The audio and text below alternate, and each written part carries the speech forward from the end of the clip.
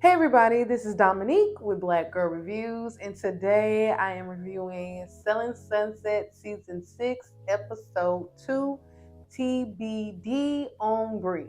Okay, this episode we get to meet the new girl Nicole, and I think this is gonna be a short review because pretty much all they did was recap the broker's opening. Okay, and it can kind of get repetitive. So I'm gonna make this a short little video and let's get right into it. So Chelsea pulls up in her blue G-Wagon in a three-piece pink suit with her pink Chanel bag, pulling up to this fabulous house. She's meeting up with Mary and Nicole. We get a little backstory on Nicole. Nicole has been with the Oppenheim group for at least 8 years. She's good friends with Mary. She even officiated Mary's wedding.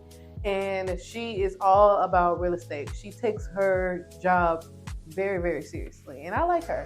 She goes around, look at this house. It's a very nice house. This house has 5 beds, 9 bathrooms, and is about 9K square feet. Okay. This person who owns this house pretty much bought the house for like 7 mil, which roughly, according to Nicole's research, that is the going rate in that area, which is in Santa Monica. Usually the houses go for around 10 mil in that area. But the owners of this house put in about 9 million in renovation, which is crazy. Okay. When it first came on, they said the price was to be determined. I guessed the house was gonna be listed for 9 mil. So when they said that he bought the house for 7 mil, I was like, oh, okay, yeah. And then she was like, he did 9 million in renovation. Well, why would you put more money than you bought the house in renovations? I said that to myself, but I just kept on watching, of course. They go around the house, they show the master suite, and then they go downstairs. Chelsea says, this is where the money maker is, right here. We're about to go downstairs to the fourth floor, and it's not a full court, half court basketball gym downstairs with a owner suite right above where you can watch whoever's playing basketball. And allegedly, LeBron James goes there to play basketball. Okay, so they get more details about the listing from Chelsea. And she says that she's going to be co-listing it with another agent from another brokerage. And Nicole says, from my experience, co-listing is a lot of work with very little reward, pretty much. You pretty much sharing profits with somebody. But if I had to guess, I would list this house at like 19,995. And then Chelsea was like, I agree. But I understand what y'all saying, but I'm taking the listing as it comes to me, and I'm taking this listing. And I mean, that's all they can do. And Chelsea said a little backhanded remark towards Nicole earlier in the episode where she was saying that Nicole knows a lot and she's very knowledgeable, but no one likes to know it all. Girl, you just mad that you didn't do your research. I love a person that knows details, research. Like, I like that. But you don't have no information besides, the basics. But that was that little scene. I'm glad we got to meet Nicole, and we're moving on. In the next scene, we have all the ladies besides Chrishell are in the office, and they're talking about the broker's opening and how fun it was. And everybody is asking like, oh, is Chrishell coming? And then Mary asks Jason, hey, Jason, is Chrishell coming? I wrote in my notes, why would Mary not know? Girl, you're the manager. Like, just because you're not cool with her, you need to follow up on employees. I thought that's what managers do, manage the office. But Jason was like, oh, I don't know. I haven't really talked to her about, coming in. So as they're talking about her coming in, Chrishell pulls up and she gets out in this all red suit. It reminds me of like a Beyonce Adidas suit because it had the stripes, pink stripes going down, and it was all red. And I think that's, side note, if you watch Love and Marriage Huntsville, I think that's the same suit Letitia had on at Kimmy's like a pink party, even though she just, because I remember that little stripe of pink, but she had on all red. But anyways, that's beside the point. If you don't watch the show, my bad for getting sidetracked. Okay, so she walks in and everybody does that fake hello, hey, hi, hey, hi, girl, and she's like, hey, everybody, and everybody was like, girl, we didn't even know you were coming in. Meanwhile, because Bree took Chrishell's place, little desk, and Bree right away was like, just to ask you, do you want your seat back? And Chrishell was like, oh no, that's fine. I'm just looking for my check. Where's my check? And they was like, girl, that check been sitting on your desk for months now. You know you got money when you ain't worried about a check. And she was like, oh, girl, please, go sit down. Yeah, you're not worried about a check because you cashing these Netflix checks, okay? Because you ain't selling no homes. But that's getting sidetracked. I say this is going to be a short video, but I keep getting sidetracked. So once Chrishell gets there, she sits down and right away, Nicole kind of like rolls her eyes and side eyes Chrishell. Like she's giving her the like, girl, you finally decide to show up today. I think that's the look she was giving to me. So they all decide, not they all decide. Jason calls a team meeting and they all get up and go sit on that little ass couch. And they squeeze in and they was like, we need a bigger couch. What y'all do? Like, why y'all still got that little couch for team meetings? Or y'all need to just bring y'all chairs. Like, why y'all just don't scoot a chair up like some of them did? All right, during the team meeting, Jason goes one by one and asks everybody what they have been doing, trying to get an update. Chrishell said, oh, I had a listing for one of my clients, but it fell through. I'm just here to kind of listen to see if, I can find something else for my client. And everybody was like, in my head, I was like, of course you ain't got a listing. Of course. They move on to Chelsea. Chelsea said she just closed a deal in Manhattan Beach for, I think, $12 million. And she also has another listing in Manhattan Beach for $4 million. And everybody's like, oh, that's good. Clap, clap, clap. Bree says she has a client, a billionaire client that's coming in that has no budget, and she is going to take him around to look at houses, and hopefully she can close on one very soon. They asked Emma after the broker's opening how, pretty much what happened. Like, the broker's opening was for this house that you've been holding on to for like 2 years and you haven't sold it. So what happened? Why Emma gonna say, well, the broker's opening was a lot of fun. A lot of fun, girl. Did you sell the house or not? You are a real estate agent. We're here to sell homes, not have fun. And she was like, well, I had a lot of people who called in and they're very interested. Okay, so we move on to Nicole. Nicole said she just closed a listing in Venice, and then she has a $12 million listing just now. And, she's looking to do about $100 million in sales or something like that. And Jason gives her a high five. He's like, that's right. That's why you're that. And Chrishell's like, oh, you got a listing? I know that's what she was thinking in her head. I'm just going to read the facial expressions and say what I think they were thinking in their head. She was thinking, oh, you got a listing? Right after that, Bree confronts Chelsea about bringing those girls to the broker's opening. She said, what was going on with that? Like, why you thought it was cool to bring them? And Chelsea was like, huh?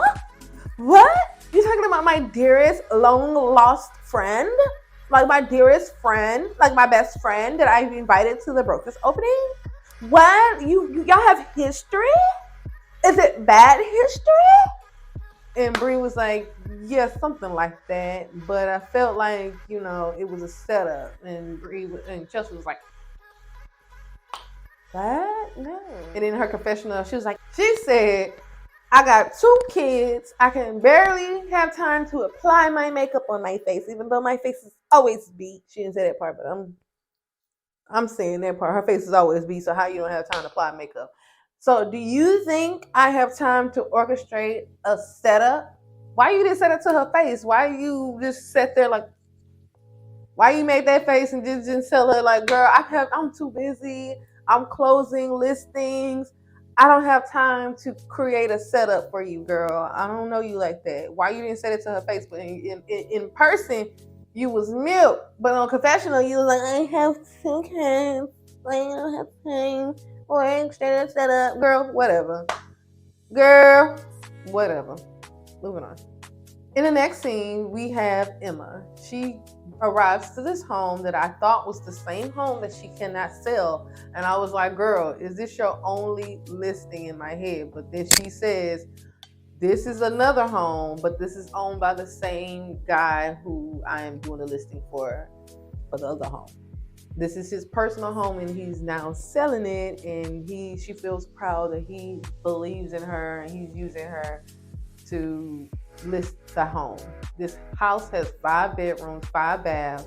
It's roughly about 5K square feet, and it's roughly about $5 million, and it's 160K in commission, which is not bad. She meets up with Chelsea. Chelsea brings her billionaire client. All of a sudden, Chelsea has a billionaire client after Bree says she has a billionaire client. But apparently, the dude sold his company and now he's worth $1 billion. He did not contest it, but who would? If somebody invites me somewhere and they tell him, this person, this is my billionaire friend, and I'm worth like a couple of mil, I'm gonna just take it. I'm gonna be like, I am in my head. But they show this guy around the home, and it's nice. It's very well renovated. It's like a couple different floors. The master bedroom has a tub right behind it. Like you can see the views. Like it is very nice. Like I love the view. I love everything in this 5 mil. I can see that. I can see that. So the guy walks around. He was like, I'm just looking for an investment property, but I could be looking for 2 homes, yada, yada, yada. He leaves. This is just a moment for Emma and Chelsea to meet up to have a conversation about the team meeting. They had a conversation about the team meeting, and Emma brings up the fact that Bree confronted her in front of the team meeting. And here comes Chelsea all acting like she's just so sedity, and how dare she? Can you believe that she confronted me in front of everybody? That was so unprofessional. Let me tell you the story. So I heard that Bree was starting at the O Group without having to sell a home like I had to sell a home. Can you believe that? I had to sell a home, but she didn't have to sell a home. So I decided to do my research on her. And my research came back that I know one of the girls that follow her on Instagram. That's one of my dearest, closest friends. She's a millionaire. Or did she say she was a billionaire too? Because everybody a billionaire around her. So she got a lot of money, right? But in the past, she used to be a model. They used to model together. So I met up with her and I asked her, hey, do you know a girl named Bree? And she was like, yeah, from my past. And she said, Chelsea said, oh, well, do you know if she's a real estate agent? And then the friend said, well, not to my knowledge. All I know of her is her being a model. I mean, like they said, Emma was like, well, people transition. People can become real estate agents. All they had to do is pass the damn real estate test. Like, of course, that's simple. Like, I thought you was about to have some tea. Like, oh, she did this with this dude, or she really never sold not one home. Like, what's the tea, Chelsea? What's the tea? So Chelsea was like, well, I would keep an eye on her. I don't think she's a good person or something like that. And then Emma was like, okay, well, I'm gonna have to see. And Chelsea couldn't even hide the glee of her plan. Like you could see the plan of her trying to take down Bree, and she's just like, why are you feeling so giddy that you had dry unsweet tea to give Emma about Bree. Girl, that wasn't even tea. Moving on. Amanda and Chrishell meet up for drinks to discuss the broker's opening again. Of course. She brings up the fact that she had a conversation with Mary, and Chrishell said that, this was pretty much their first time talking since the breakup.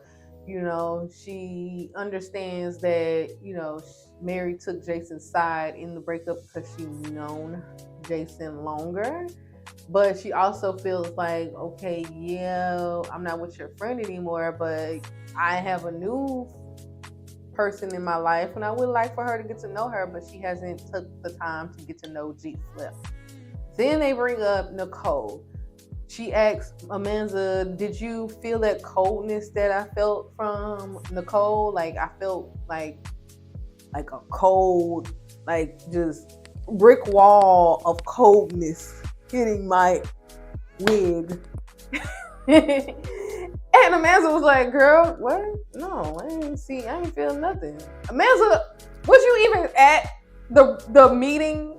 I didn't even remember them even asking Amanda anything. Like, at this point, Amanda is a paid extra because she don't do any listings. She never sells any house.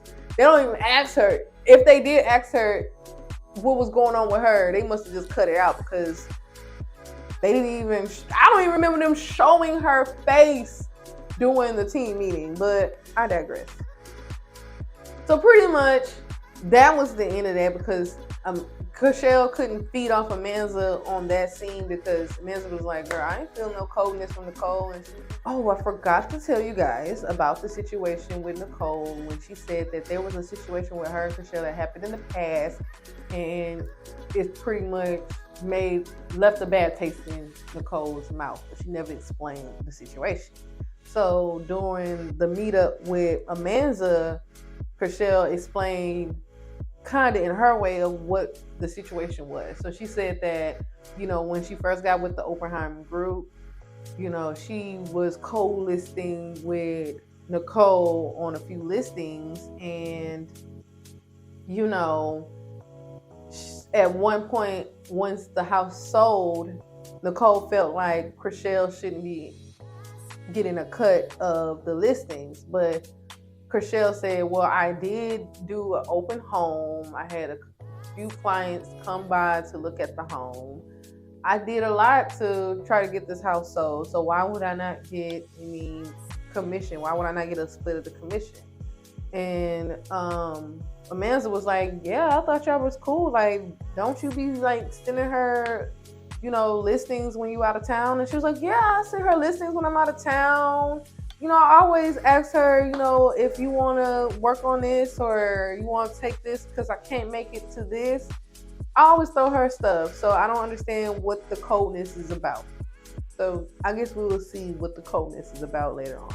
In the next scene, we have Bree and Heather arriving in this matte black G-Wagon to this matte black home. It was nice. Okay, when she pulled up, I said, okay, now this is the listings I'm talking about, Bree. Come on. This home has 6 bedrooms, 9 baths, and is roughly about 10K square feet, and it's $25 million, and the commission is $700K.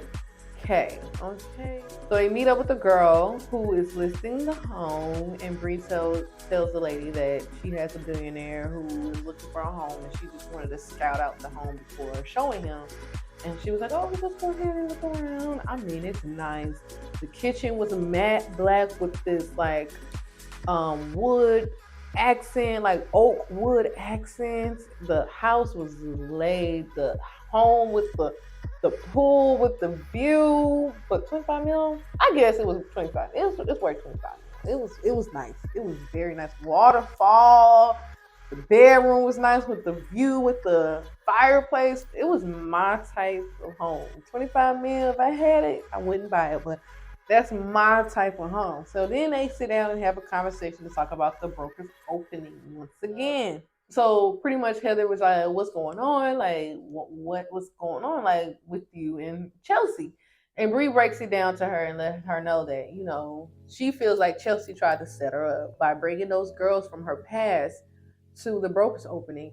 The brokers opening is for agents and brokers to look at the house, tour the home, so they can bring clients later to view the home. So it's kind of like a mingle and mixer for agents and brokers, not civilians and models. So she was like, and when Bree said that, Heather was like, that is true. Like, these girls are not agents, so why would they be at a broker's opening? And that's when Bree was like, exactly. So that's what makes me feel like it was a setup. Like, it had to be a setup, because what other reason would you bring these girls to this party? And once I start feeling like someone is trying to attack me, I'm always on defense. Like, I'm ready on go. Like, you ain't about to just try to attack me because I'm new. Like, that ain't about to happen, because I'm here. I'm gonna catch it. She gonna catch the shade and she gonna throw it back, because when Bree confronted Chelsea, all she could say is, oh. She just tried to act surprised like she didn't know. Girl, you knew you were trying to set this girl up, because she was sitting in the cut like you thought, like I said in my last review, you thought the conversation, the meetup of those girls meeting up with Bree was gonna go a whole nother way, but those girls are so fake. They were like, oh hey Bree, and she was like, oh hey, what's up, girl? And you was sitting there like, oh, I thought y'all didn't like each other. That's how you was standing there looking at them. And I caught that. So, Bree talks about, how she's been hurt in the past, and she was married to Johnny Manziel, ex-football player, and they were married for 1 year, and that really affected her a lot. Hopefully she gets more into detail about that situation, because I'm very interested in that. But pretty much she was like, I'm out. If you want to come at me, I'm ready, girl. And that was pretty much that. Moving on. Nicole invites Mary to her home. Her house right now is currently under renovation. She's doing a whole bunch of upgrades while living in the home. She says once the upgrades are done, this will raise the value of her home by $500K. Girl, do that. Okay, I'm with it. So then they take a drink and they go sit outside and discuss everything that's going on. And, they also talk about the brokers opening. Mary says that Chrishell pulled her to the side and had this odd conversation about her not being around and her taking Jason's side in the breakup. So Nicole said, of course, you took Jason's side. You knew Jason way longer than her. And then she was like, yeah. Mary was like, yeah. And plus, when she got into the relationship with G Flip, that really hurt Jason. So I had to be there for him in that situation. And Nicole was like, yeah, like, was Chrishell even into him as much as he was into her? And Mary looked genuinely shocked and confused, like, I mean, I think so. Like, yeah. I mean, they were trying to have a baby together. It's kind of like real permanent, trying to have a baby with somebody. And she was like, Nicole was just like, I don't really care for her like that. You already know the situation. And Nicole gets into her side of the situation with Chrishell, and she says that, her and Jason got into a major blowout because she felt like he was giving Chrishell favoritism by throwing her on listings with her when she was brand new to get her feet wet in the real estate game. And she felt like he was only doing that because he had a major crush on her. And he threatened her to shut her mouth and told her, don't you say nothing to Chrishell about it. And she is kind of like real still salty about the situation, because she felt like with Chrishell being new, she didn't really know what she was doing, and Nicole was doing all the work. So she did all the work. She was doing all the promo for the house. She felt like she was doing all the work, and then when it came down to it being sold, I'm pretty sure it was Nicole's client that bought the home, and she felt like, why am I giving Chrishell half of my commission when she didn't even do anything? And she feels like Chrishell really is going around acting like she is the queen of the valley and just selling homes in the valley when her first listings were all Nicole's listings. And she was like, really, I'm the queen of the valley. And I was like, ooh, okay. It's gonna be a little valley war, valley girl war. It's gonna be a war, okay, between the valleys. All right.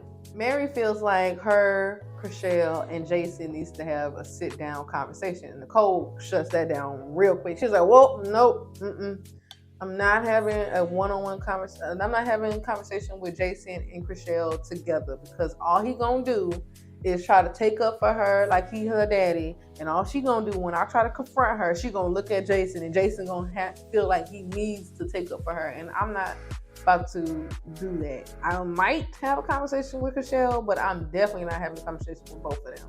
I was like, ooh, okay, and seems like that is it, honey.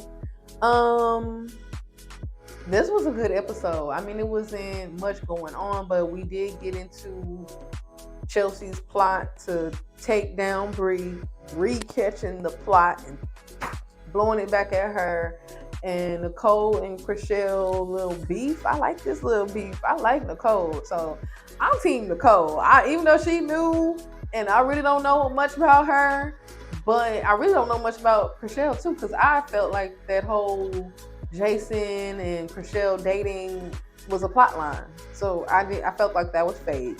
And I'm with Nicole. Was she really truly into Jason, or she was using Jason to get these listings and get to go fly out to Mykonos and going here and going there and being seen with Jason, who got a lot of money? That's a good look.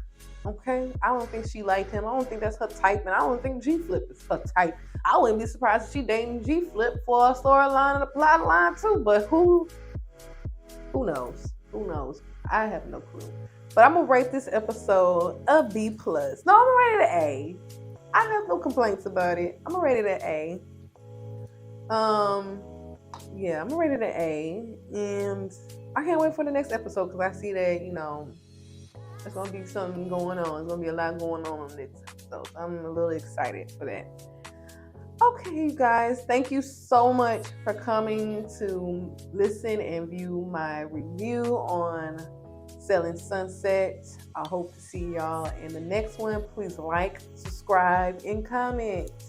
Whose side are you on? Are you on Chrishell's side or are you on Nicole's side? Because I'm on Nicole's side.